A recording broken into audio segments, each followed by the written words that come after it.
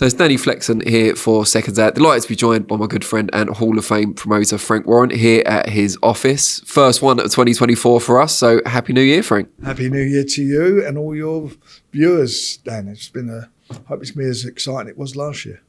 Now, Frank, before we kick off, I've got a bit of a bone to pick with you. I hear from good authority that my colleague Radio Raheem was once again in your box recently at Arsenal. You're an Arsenal man. Is Radio Raheem a football man at all? Is a better question, I think. Well, come along to the Crystal Palace game. Well, I dropped that hint so hard, I would hope you'd respond. Yeah, because everyone's been in your box except me, which is maybe not the best way of putting it, but you're handing it out all over town. Not that easy. Not that way inclined. It's busy already, start of 2024, and we'll talk about that, but you ended the year on a real high with the Day of Reckoning event. Now it's in the rearview mirror. Do you consider it the biggest show that you've worked on? I think it is, in as much that the amount of the fights, the quality of the fights, and the fact you couldn't put a card on like that under normal circumstances anywhere in the world because of the cost of it and so forth and how you generate the revenue. So, but being part of the Riyadh season, that made it happen. And with HE's Excellency, we've done, and everybody involved have done a fantastic job and delivered a fantastic night of boxing. I like that we're shortening it to HE now. It makes it easier for all of us. What was it like, that kind of collaborative process? I know everyone focuses on you and Eddie Hearn, but there were, 12 promoters involved or more than that? I can't remember the number, but how different was that from what you're used to running it all on your own? Well, they really are. But most shows that we run are in, if it's a big main event, are normally in collaboration with the particular opposition, as we would say, with their promoter. So they'll get a name check and be involved in it as always. But yeah, it was good, and everybody. But there was such a good vibe about it. Everybody really enjoyed it. It was a really good experience, fantastic night. And I did enjoy it as a fight fan. I enjoyed it. I mean, just sitting there watching some of the fights, and I knew there would be upsets.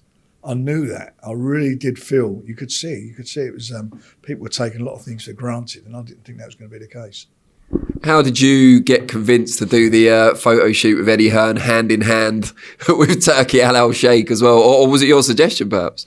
No, it was his suggestion. He did photos he does them with all of them. I mean, the previous previous show he's there, we did the similar thing, and. Yeah, he got us together. I mean, he's probably having a bit of fun as well, isn't he, with us too? So, it's all good fun. Look, I got no problem with it. We're in a very, very competitive business, and we all go to basically go to war for our fighters. That's what we do. We work hard. And when it comes to this type of, unique situation, which is great for everybody involved, you'd be an idiot to ruin it. And that's what we got to continue to do, is to keep working and keep delivering. Have you and Eddie spoken since then? Christmas dinner, perhaps, round at his or yours? No, he tried to pull my cracker, but I wouldn't have. No, I haven't. Saw that picture. Yeah. No, I haven't spoken to him or seen him since. No, I think Georgia spoke to. Well, yeah, I know he spoke to him a few times. We're looking ahead now. There's 2 big shows already been announced for Rio. We haven't got a date on one of them yet, but first up, 6 weeks' time now, is it? Fury against Usyk. Yeah. First ever undisputed fight heavyweight in the 4-belt era. First of any kind, 3-belt or 4-belt this century. Huge event. I think most people thought someone would have pulled out by now or something would have gone wrong. All seems to be on track. Well, there's all these rumours flying around, but look, we're starting the year as we ended it. With a fabulous show, we're starting it with the biggest event in boxing. I mean, it's the biggest event, as you say, this century. It's the gold ribbon division and 2 undefeated fighters. Everybody's got a view about it. Based on their last couple of performances, I'm sure some people have changed their views maybe and so forth, but it's got the ingredients of a great fight. And as a standalone, stand-up fight, it doesn't get any better than that. These 2 guys will put on I think a classic event, a classic fight. It's going to be something that's going to be extra special. I'm convinced of that. Has your view changed at all based on Fury's performance against Ngannou? No, not at all, because in fact, I actually fancy him more now. The Ngannou fight, I mean, I keep repeating myself about it. It was a unique event. And as I classed it as an event before the fight. I said, this is an event. That's how I phrased it, because that's how I felt it was. Huge event, which it was, and a game changer and what it'd lead to. What I didn't expect it to become the fight it became. I genuinely felt that Ngannou will come and fight. I felt he will, he's a fighting man. He's not a nerd, a computer nerd coming out from behind a screen or a YouTuber. He's a proper trained fighter in his discipline in UFC and the best at what he does in UFC. And as I said, he can punch. You only got to go and look at it on YouTube or wherever, and you see his knockouts. You know that if it comes to him fighting, the way they fight, close up, holding, pulling around, that would be his game. That would favour him maybe a little bit doing that, because Tyson sometimes in fighting, he can pull people and mess people around. And so I just felt for a while it would be a problem. Not a problem, but I thought Tyson would have to get the key to the door to find a way. What I didn't expect with him was the way he boxed. And they obviously done their homework, and they done a real good job in obviously looking at how he was going to perform against Tyson. And he had a good discipline. He shaped up like a boxer. He wasn't so square on as an MMA fighter. He switched it. He weren't standing for any feints or anything. He stood his ground. And Tyson, by the way, who did train well, did do what he had to do, and he's not made any excuses. But I think he had an off night. I don't think he was himself. I'll just say how it is. And I think anyone who watched that fight would say that. But in spite of that, he won the fight. And as much as we've heard some of the nonsense that's gone down, he won that fight. And if he fought him again, it would be entirely different fight. And I think he will. And I think he would win the fight much, much easier. I'm convinced of that. But, ringside was Usyk sitting there watching it. Maybe he sees some chinks in the armour. But I know that certainly myself, I've always felt with Usyk, who's been a great champion both at cruiserweight and at heavyweight. He's been an excellent fighter, but I've always felt there's a little chink in his armour. And that chink is his body.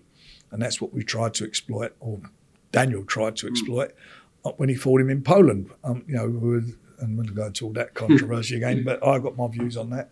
And obviously some people got different views. But whatever, he shows he can be hurt to the body.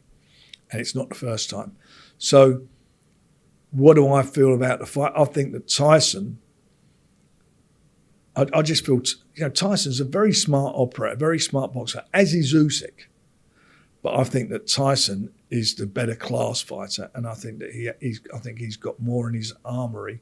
I think he's the bigger puncher, and I think he will exploit those weaknesses against Usyk. And I think it's going to be a good fight because, you look at Usyk. What's he going to do? Is he go on the back foot, or is he going to come forward? It's all those sort of things. What's going to happen? I think Tyson will take the fight to him. It's been widely reported or assumed that this is a two-fight deal, that there is a rematch clause for those two guys. What happens if the first fight ends in a blowout, one way or the other? Is that still the case? Well, let's see what happens in the fight. I don't think it's going to be a blowout. I'd be very surprised if that happened. But anything can happen in boxing. Who knows? I mean, I've always say, when you talk about heavyweights, you've got these big guys in there who throw bombs. And one of them's only got to land, whether it lands in the first round or the first 10 seconds of the first round or in the last round. It can end a fight. Have you guys accepted, though, that when the first bell rings in Fury Usyk, he will then relinquish, whether through his own desire or... No? No, he's not relinquishing anything at this moment in time. But is there a good chance the IBF take the belt away? We will see what happens after the fight. It'd be pretty poor for him to do that, but we'll see what happens. Have you spoken to the IBF? Has there been any contact? No. Because I think the thing is, they will feel if there's a rematch and Fury's tied up further, they don't want to delay their mandatory any more than one fight, I guess. Well, they've got their views, and like everybody, they're entitled to their views. If it's a really great fight and it deserves a rematch, then that's what will happen. It's not going to. What will happen now? We're lucky with this situation, with what's going down. Certainly in the Riyadh season and what it's bringing to boxing and what it's enabling these guys to earn huge purses, huge money, which is fabulous for the fighters, fabulous for everybody concerned, including myself. But what it's, the governing bodies They're going to have to be a bit more sensible. And that's really how it is. And if they don't, then people are just, and I'm quite loyal with the governing bodies that I work with, but I can see there'll be a situation if you get this nonsense, where the governing bodies will just be ignored. I mean, you see, for example, what's his name, Opatea, give his title up. What am I going to do? Give up this massive purse when everybody concerned, including the challenger, the mandatory, were all good to go. What stupidity was that all about? So, you know what? Your belt, what's your belt worth? If I take that belt to the bank and put it in the bank, what's it worth? It ain't worth the money what's going in there, is it? I mean, it's, come on, it's just ridiculous. And they need now to be sensible. And everybody deserves their, works hard to get into a mandatory position. And if I have a fighter in a mandatory position, obviously I'm going to push him. Well, of course I am. That's my job. That's what I've got to do. But common sense must prevail. And if you are agreeing terms with the mandatory challenger and he's happy to, let another fight go on or whatever, well, that's a no-brainer. Total no-brainer. Yeah, so with that in mind, have you spoken to the people behind Filip Hrgović at this stage? No conversations. All we're focusing on is the fight that everybody wants to see. I don't want to complicate anything. There's no need to complicate it. This is all what you said at the start of this interview. It is what it is. First time this century, first time 4 belts. It's all for, what do we want to start even tarnishing what we're doing before the fight? Sort that crap out afterwards.